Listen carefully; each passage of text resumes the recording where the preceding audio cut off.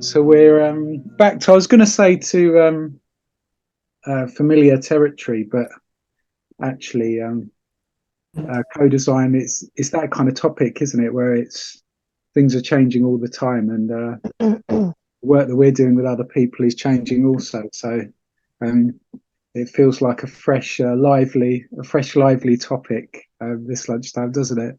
Yeah, Yeah. yeah, it's one of those topics that you never develop a fixed kind of understanding. It kind of evolves, and with you as a kind of practitioner and your ability to integrate some of the ideas and run with them changes, and just where you end up organisationally can sometimes make a difference as well to the degree to which you can make use of some of these ideas. I think what I like most about code production or code design, the principles that we're going to talk about today, is that I do think that they have applicability and relevance irrespective of where you are within the organization, um, and the level of influence that you have. They're not ideas that are bound by you being in a particular role or particular um, yeah position in the organization. Yeah, and I think it I saw something. Oh, Rich, I was telling you, wasn't I, that somebody, it was Martin who's on the call, very kindly said, referred to us as a double act yesterday, which was we had a chuckle about, and it made me think that, I mean, there are some distinct similarities about it. I mean, we're both white males, but as far as difference, certainly some differences in the way that we think and present, and the work we do. And it's one of the people we're going to reference in this webinar is K.A. McKircher, and she's got a book called Beyond Sticky Notes. And one of the things that she says in that book is that you know co-design works well when it's not a non-homogeneous group. So where there's difference, there are sometimes unlikely coalitions of people. So you get that fizzy fermentation of difference. And I think one of the other themes that's strong in the co-design literature is about this idea that co-design projects unfold, emerge, become, and certainly the webinars have been that way for us, haven't they? We sort of committed to doing one a month last year, and we've been on that journey since. Yeah. And one of the joys of the co-design webinar journey is wrangling with the technology, and I think you're just getting the slides up at the Yeah, moment. shall I share them now? Yeah, and we had a slight potential hiccup on that earlier, but yeah. Uh, Mm, and I was just as I'm on the topic of themes of co-design, there's a really good book by Kerry Facier about living. It's called Living Knowledge, and one of the themes in there is about the remaking of identities, and certainly over the last period of time, um, there's been a process whereby people that we've worked with have started to use a common language, and a language around relational working, relationships. I think many of you on the call will recognise that shift in language over the last a little while, and we've started to identify ourselves as relational activists, people that are interested in sharing stories, offering something of ourselves, building relationships, with a mix of lived and learned experience, and creating community. And yeah, co-design, if it's anything, is about building, finding, bonding communities. Sometimes communities of interest around pieces of work. Sometimes communities of place in those different organisations and locations that you all work. But yeah, but you might think about yourself, about how you, when you step into a space or move into a project or start to work with people, people with lived experience, how does that change you? And I think if we're really working with people, if we're really listening, it's not just about, the impact that we've had on them. And we often talk and think about and use that language around how we're empowering others. But there will also necessarily be an impact and an effect on yourself. I know a lot of, and we've got different people on the call involved in different work and different organisations. And we've got people with lived experience on the call. I think anybody that comes into that co-design space will needs to come in there with a certain amount of vulnerability and openness to change. And the positive side of that is that we can, to some degree, remake identities together. And so, myself now, having come into Camden as a manager of a family group conference service, now I've got, I think, a more interesting, sounds a bit highfalutin to talk about identity in that way, but a different identity as a relational activist, and with a group of people, a team that are doing great work. So yeah, you might think about that yourself, about how your identity has changed, or how you're open to influence from others. Yeah. What do you think about that, about Rich and your identity? Yeah, I really like that notion that you have to change in response to, I suppose, some of the conversations that you can potentially have when you implement some of these ideas. I remember when we set up, when we met a group of parents in Baines where I work, and it just generated a very different type of dialogue than the one that I was accustomed to having with parents when I was going into people's homes and speaking to them as a kind of child protection social worker, because there's so much fear and anxiety and mistrust within that relationship, no matter how much you try to reassure about the nature of your role. And so then when we met a group of parents, it was just it was a much more relaxed and give and take type of relationship, and and a much more enjoyable one. But it was a little bit unnerving because they were relating to me not necessarily as a child protection social worker with all of the kind of power imbalances that often go with that, but just another person, and that was refreshing, I think.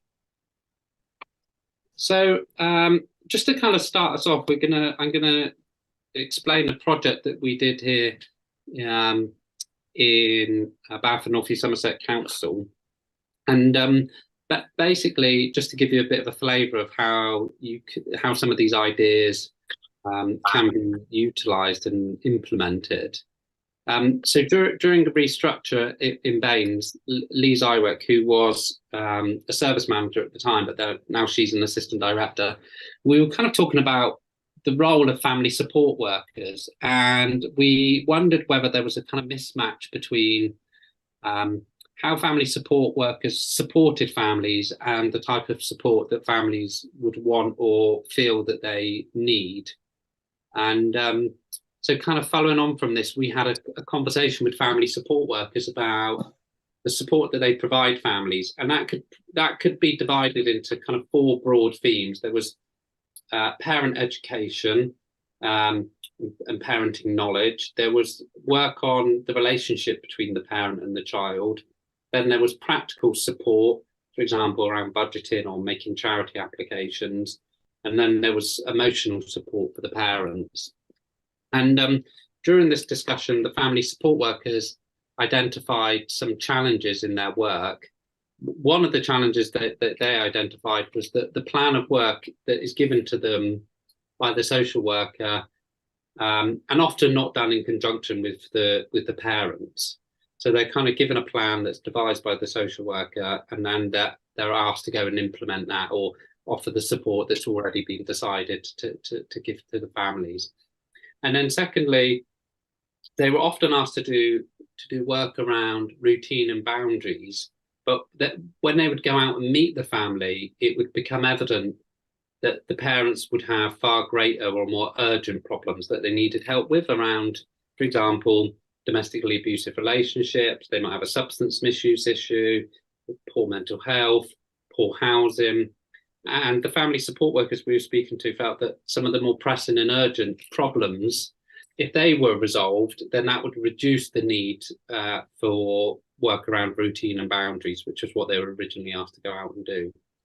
And then the third point that they kind of raised was that the work that was undertaken by family support workers tended to be heavily organised around, the work that was undertaken, the family support workers felt that the parents would benefit from more intensive, kind of longer term support, emotional, practical support, and rather than the kind of parent education, improving the child-parent relationship stuff that they were being asked to do.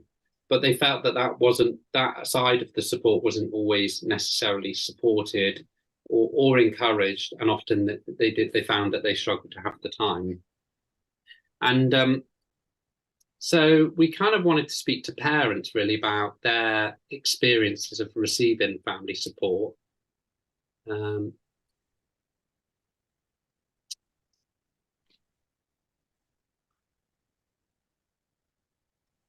So to kind of improve our understanding of what constituted good family support, we teamed up with Dr. Louise Brown from Bath University to think about how we could undertake research within this area. We took a lot of inspiration from Becca Dove, because we'd seen the impressive work that she'd done with a project called Changemakers. And Changemakers was a participatory design project that was actually, Becca came and spoke about that in one of the previous webinars, so you can go and check that out if you haven't seen it already. But basically, they brought together Camden parents and family members with the service design master students from the University of the Arts London College. And to kind of look at what constitutes a good family, a design vision for a good family. And the parents and the students together describe how good help should feel and what good help should be. So we basically proposed to Louise that we undertake some kind of participatory sessions with parents who've previously had, the criteria was that they previously had child protection involvement, and as part of that, they'd had a family support worker. And what we wanted to explore was whether they found what they found helpful, what they didn't find helpful, and if they were to think about designing the most perfect type of family support, what would that look like? And we kind of wanted the process to be fun and engaging and participatory and creative. And we discussed documenting the process of,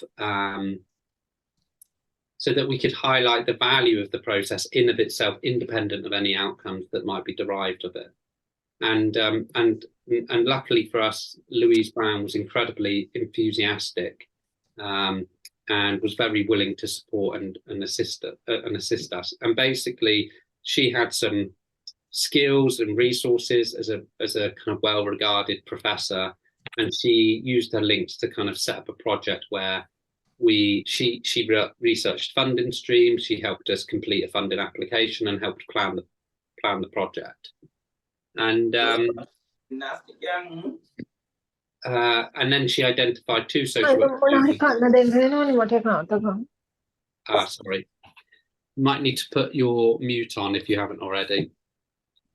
And so we managed to secure quite a small grant from the Public Engagement Fund, which we used to commission a local charity called Creativity Works. And basically, Creativity Works employs artists to deliver workshops and art-based projects essentially within the local area. And I don't think without her support that we would have been able to set up this project. And then we intended to invite 12 parents.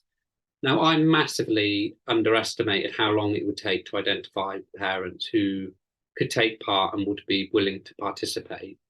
So initially, I'd sent out a poster to all of the social workers in Baines, and I'd kind of anticipated that this would be enough, that we set out the intentions of the project, that we were looking for parents who had a child on a child protection plan but was no longer on a child protection plan and had previously had family support. But that only produced a kind of handful of names. And so because of that, I then had to take a much more proactive, deliberate and systematic approach. So I rang approximately, so I kind of trawled through the system, looking at all of the children who'd previously had a child, looking at all of the parents who'd previously had a child come off a child protection plan within the last 2 years.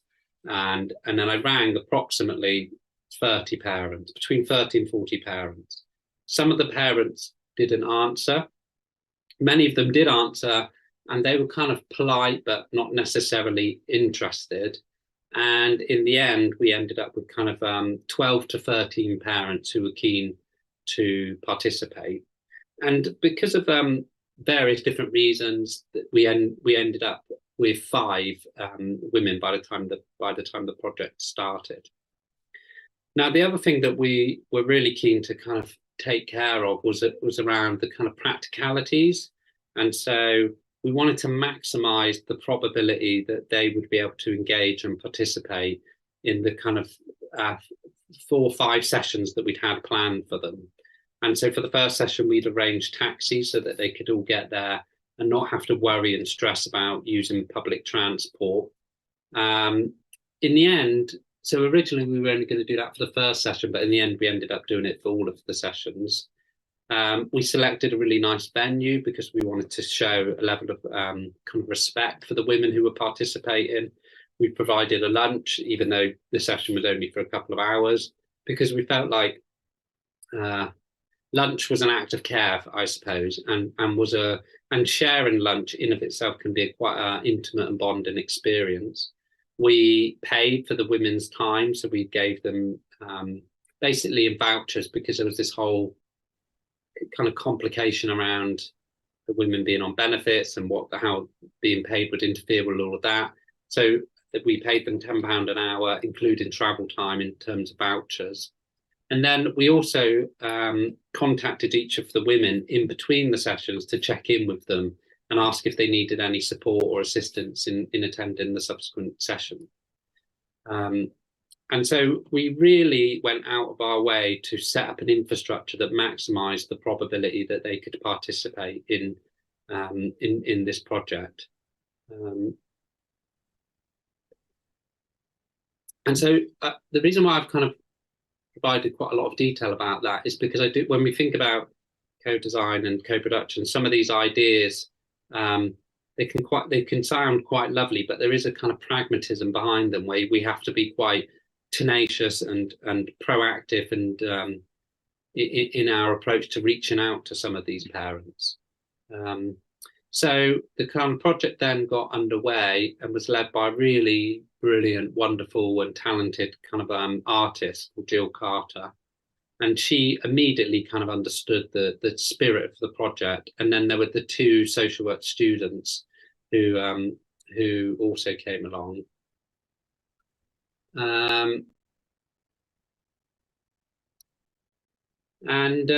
So this is just some of the art that came out of the project and some of the feedback that was given by some of the parents, which was around not being listened to, feeling like their socioeconomic status affected them, the history influences their future, and this idea that the lens that they were seen through by professionals influenced how they were kind of viewed.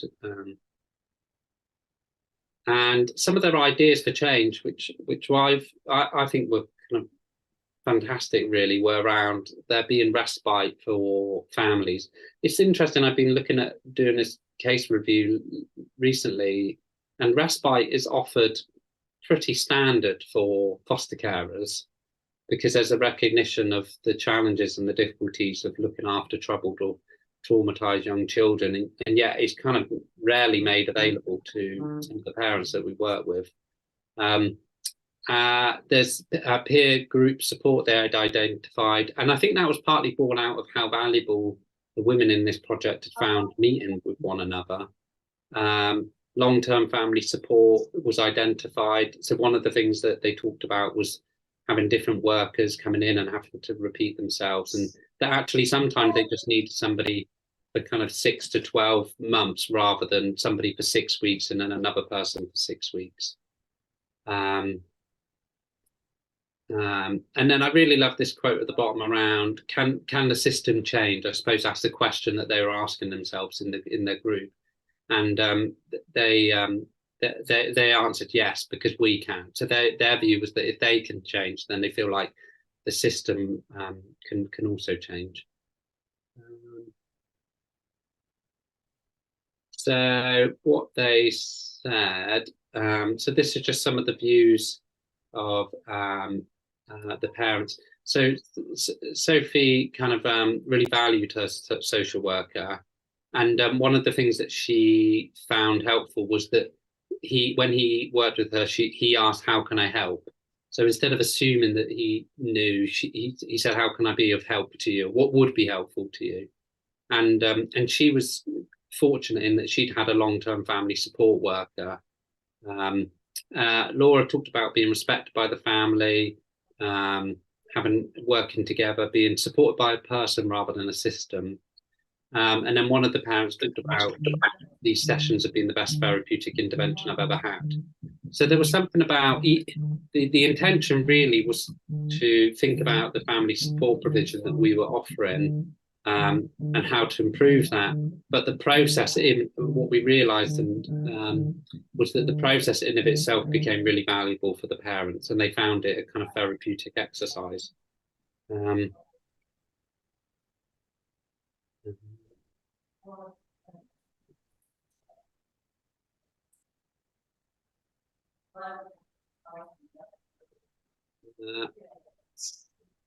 Sorry, my computer's a bit slow to respond. So it goes into co-design principles next, and I have got a video, and I'm just going to see if I can get it to work, if everybody can bear with me for a minute.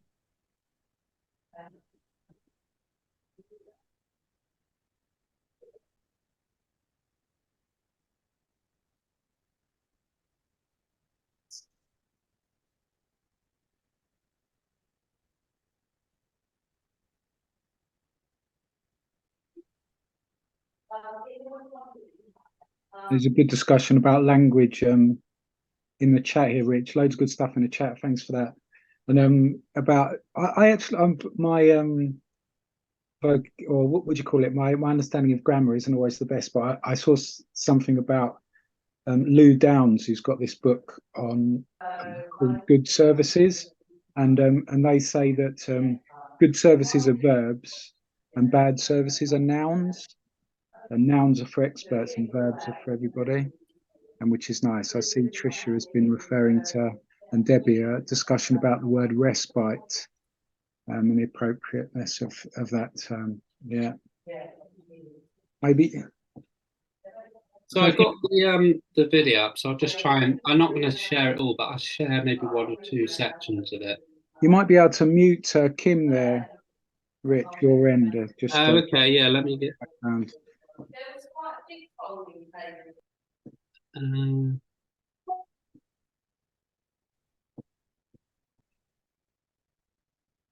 I think I've done it now. I've muted somebody. Oh yeah, that's so good. Yeah, so let me just share this. Okay.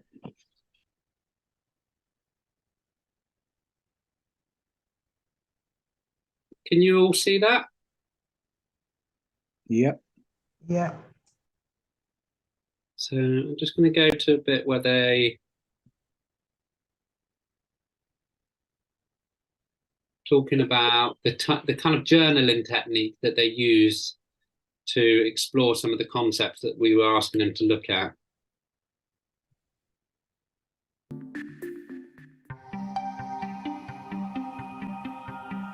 For me, the pages of a journal are completely your world. And so you have the ability to speak up. And a lot of the parents said they weren't being listened to. So the journal was a sort of tool to be listened to. They could speak up, they could say about things they felt strongly about. The key thing was that things you cared about got placed within the pages of the journal. So what we were discovering last week when we were sharing, that we've all got stuff that's going on, everybody's got things going on, but it's whether or not we can Deal with the anxiety, to keep that level of anxiety down.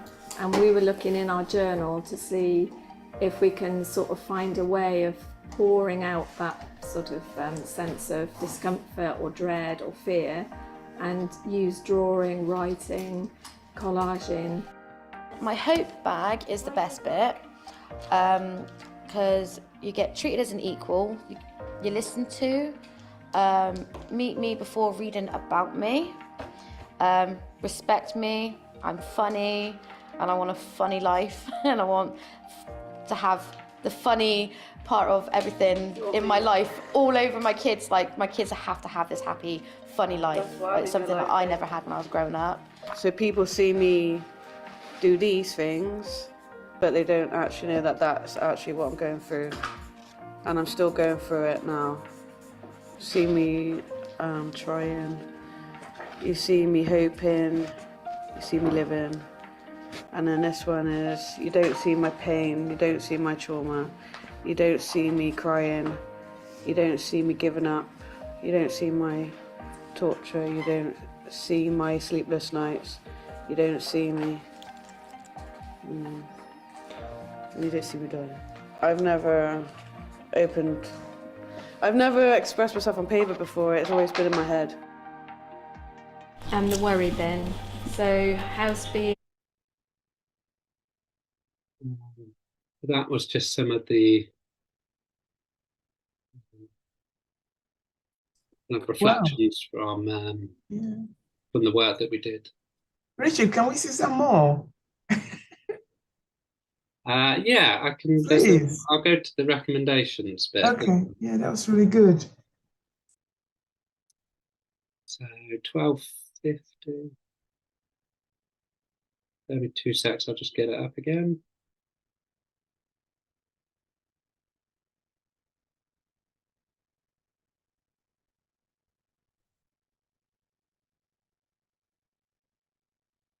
So they're going to talk about some of the recommendations now. I'll fast forward it a bit.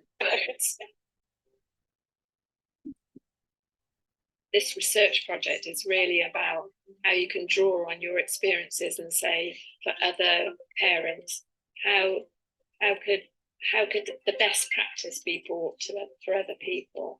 You said somebody believed in you, and that made a difference.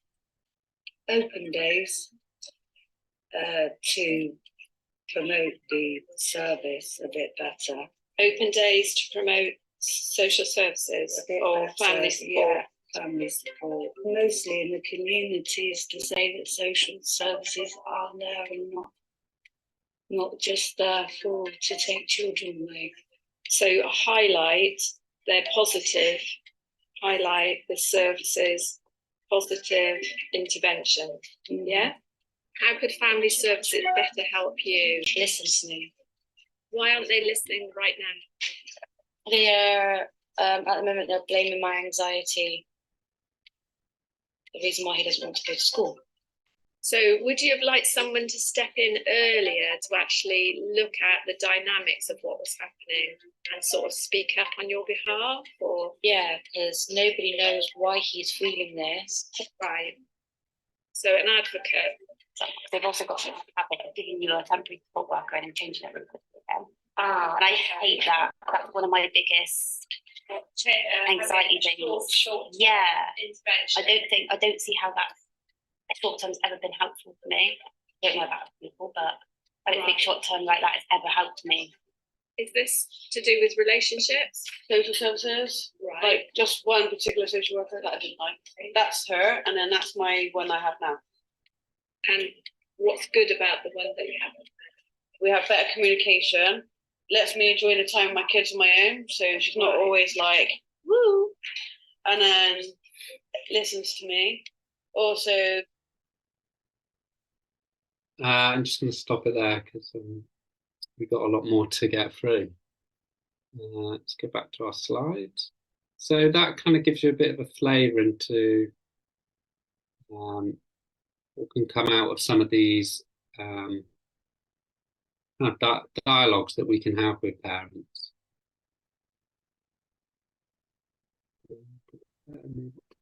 2 secs. Sorry, I know I'm switching it up a lot. It's okay. I liked well, that the parent that said you see me living, I thought was that language struck me, and it's in the Adrienne Marie Brown's book about co-design, and she talks about having to live the roles, and there's a lot of discussion about what professionals need to do to be able to be in that space, what changes we need to make. We need to be able to cope with change, a discomfort, and not being the expert. Maybe sometimes to take off the lanyard. But yeah, there's a sense in which we need to really live the experience as a human as well as a professional, and that parent inviting us to see her and to see her life in that way is a real powerful invitation, isn't it? What an amazing film, Rich. Yeah, thank you. Yeah, it actually is. We submitted it to the British Journal of Social Work, and it was successful under their they did a lived experience edition, and it's a massive kind of treasure trove of resources. The lived experience edition, and I'd definitely recommend checking that out. Could we put the link in the chat? There's lots of people saying they'd like to see the whole film. Rich, can they see that through that? Yeah. It's online, so I won't do it now because I'm clearly yeah, not giving it really good ones. But let's drop that in the chat. Yeah. I'll definitely put it in the chat at some point. Okay. So we'll just give a little bit of an overview about some of the co-design kind of concepts, or what is co-design, and let's see what my next slide is so I don't end up accidentally speaking to that one instead of this one. Sorry, there's a lot. I keep pushing to go to the next slide and then nothing happens, so then I push it again, and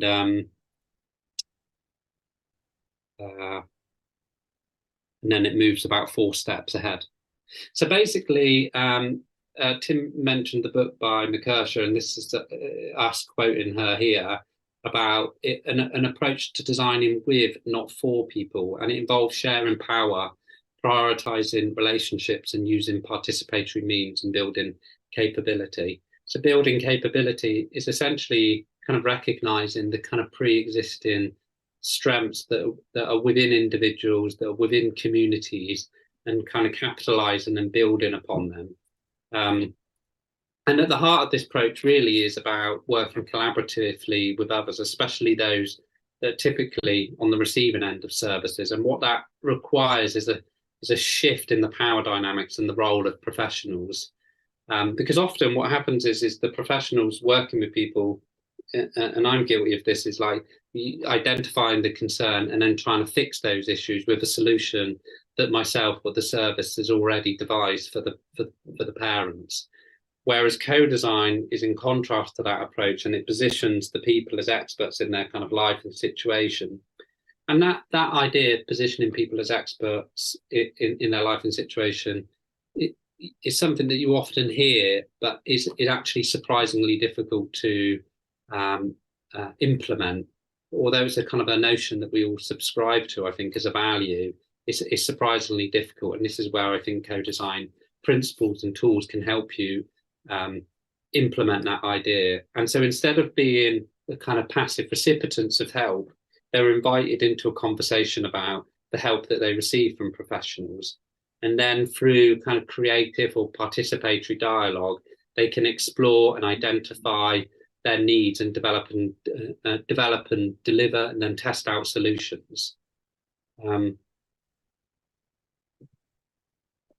Move on to the next slide. Don't want to press it too many times because then it.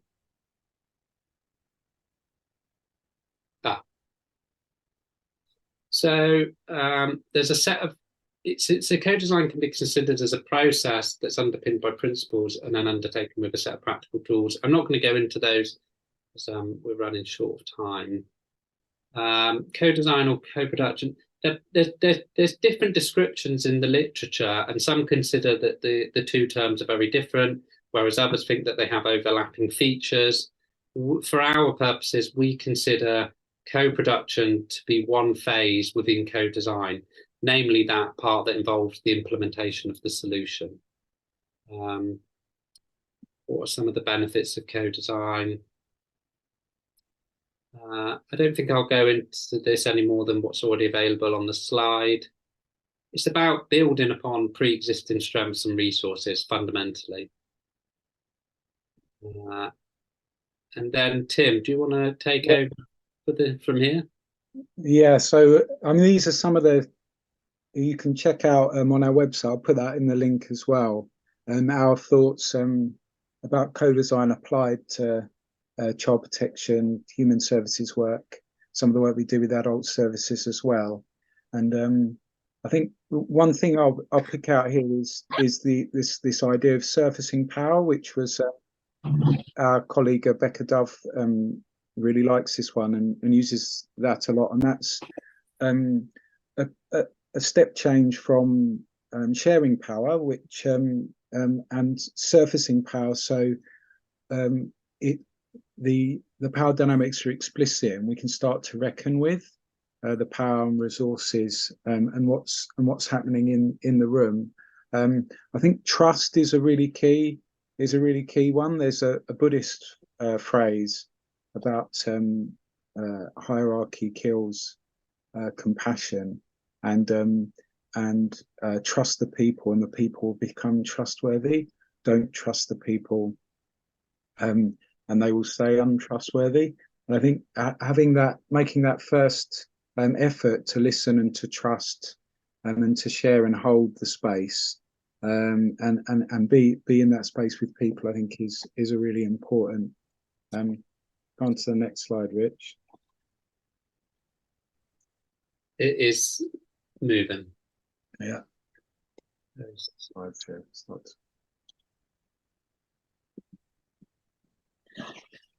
Yeah, and I think this is I think we know this instinctively. What co-design is not, and I think we've all experienced this. There's that nice ladder of participation. I think it's the heart ladder of participation, isn't there? Where the lower rungs are very much about token actions, and they're about presentation rather than representation, true representation. And so co-design is working with a team and doing the work.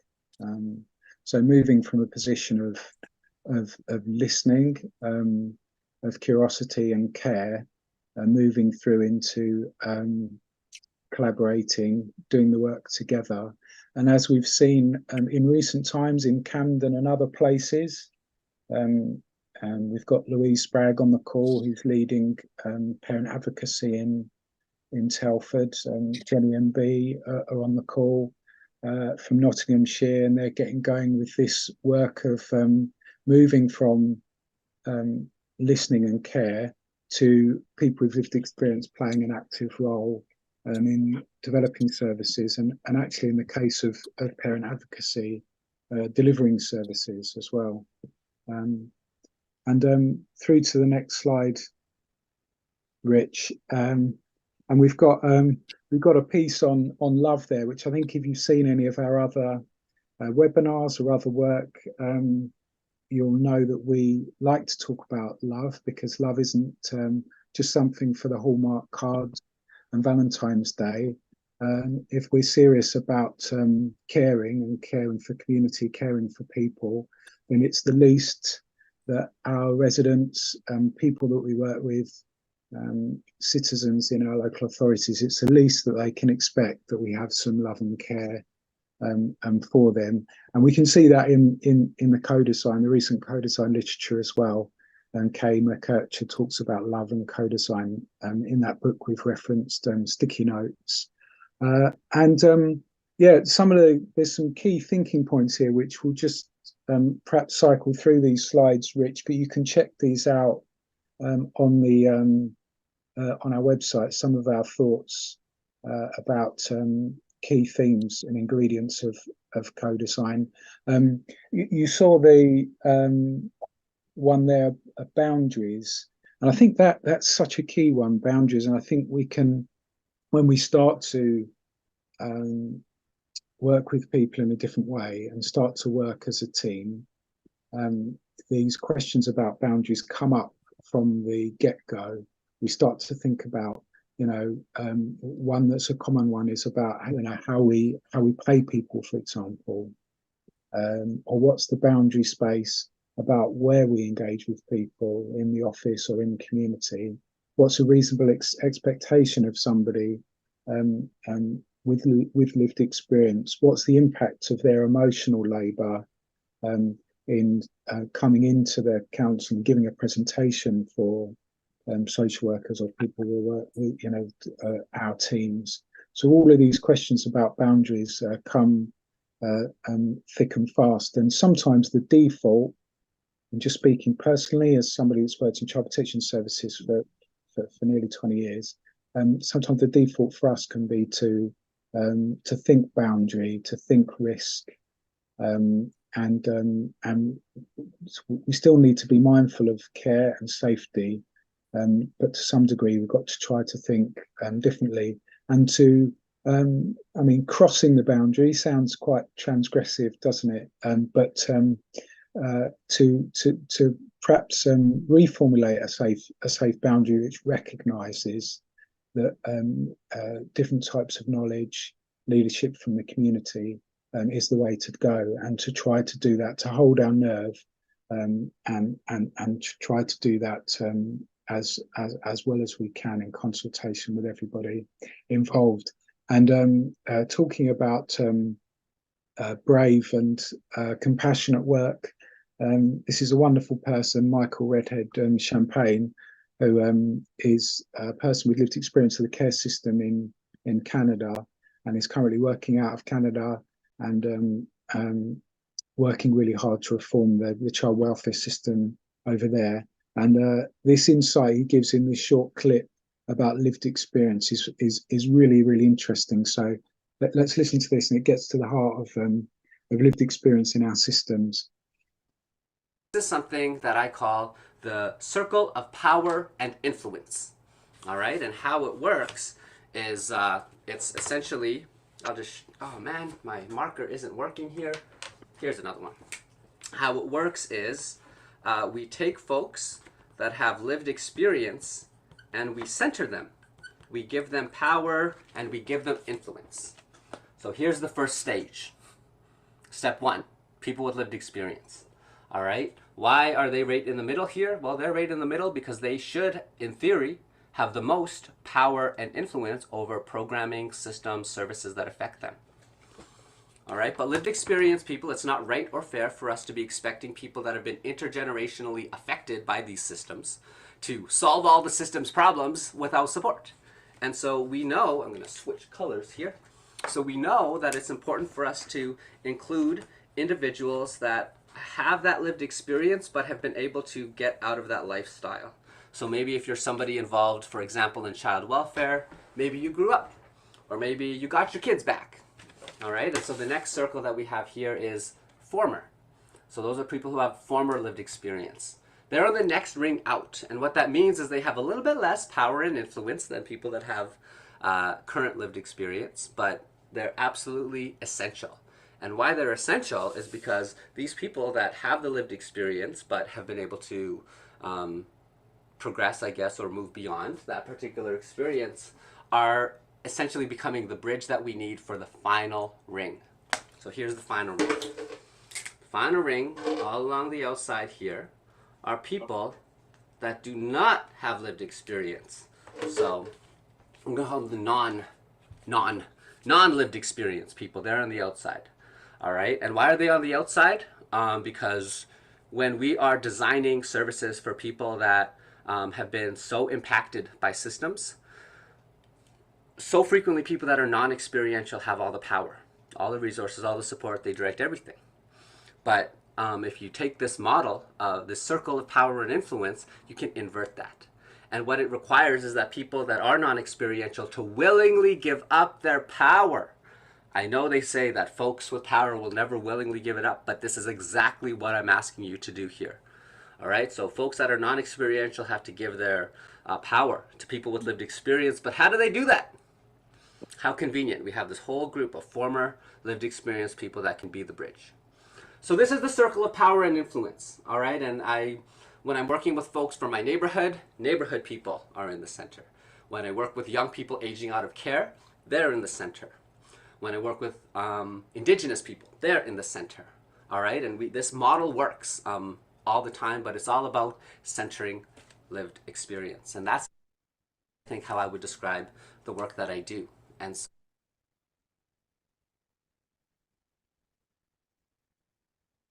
Yeah, I'm a big fan of Michael's work. I think that's just a really nice, clear distillation of lived experience and how sometimes us as professionals, speaking for myself personally, can be a block rather than a conduit to that change in the system. Michael actually recommended this book, which is a book about community organising and building a movement to end the new Jim Crow by Daniel Hunter. And one of the things that's in this book, if you can see that, is he breaks down, and you'll find this a lot in the co-design literature, looking at different roles within co-design. So we mentioned right at the start, like, what's your identity? You know, we might have your identity. I've got one, Rich has got one as a social worker. But what's your identity and what are you bringing to that team, that co-design team that are working on that project? And it will be different necessarily. It will need to be different from your perhaps primary identity as a social worker. And so the different examples of this in the literature, but Daniel Hunter offers these four identities: helper, advocate, organizer, rebel. So you might identify with one of those. I think the rebel is an interesting one. Kay McKercher talks about the need for provocateurs.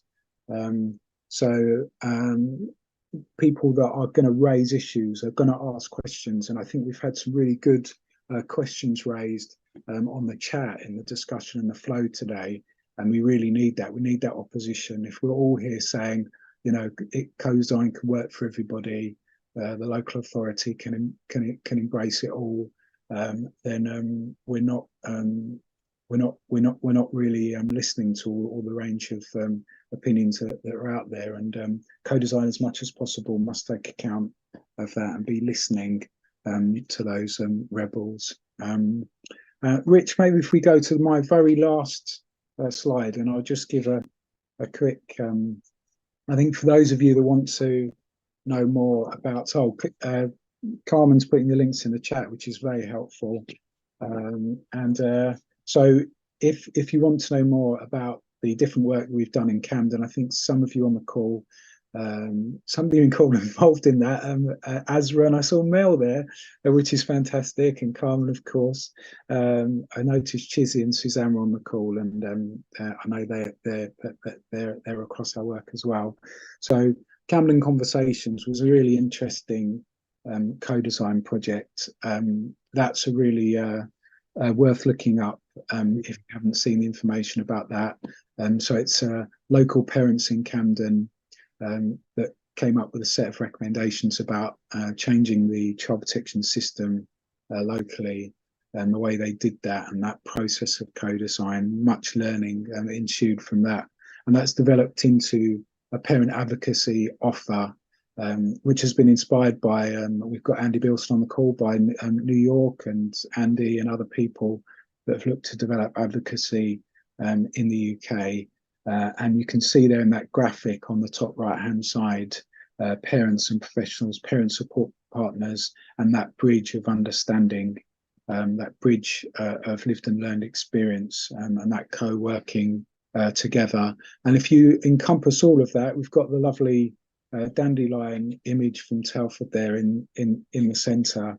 I think imagination and creativity is the theme I've put up on the top left-hand corner. And I think once you get a co-design team together, actually that imagination and creativity, those ideas which come and follow beyond the imagination of professionals alone, those ideas and that creativity will emerge. Once you get that coalition of sometimes unlikely people, the unlikely coalition together, the ideas will most certainly flow. As we saw in that lovely film earlier as well, Rich, there's much creativity there, isn't there?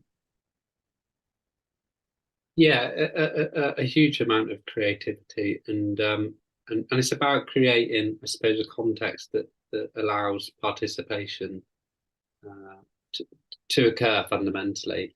And I think one of the things I'd really like people to take away is that it kind of circling back to what I was saying at the beginning about it shouldn't matter where you are in the organisation. Like when we did this project, I was just a social worker, and I reached out to the service leader and talked about a particular idea that led us to reaching out to somebody in the university, and then it was through relationships that we were able to generate this project. It wasn't any one person with a visionary idea.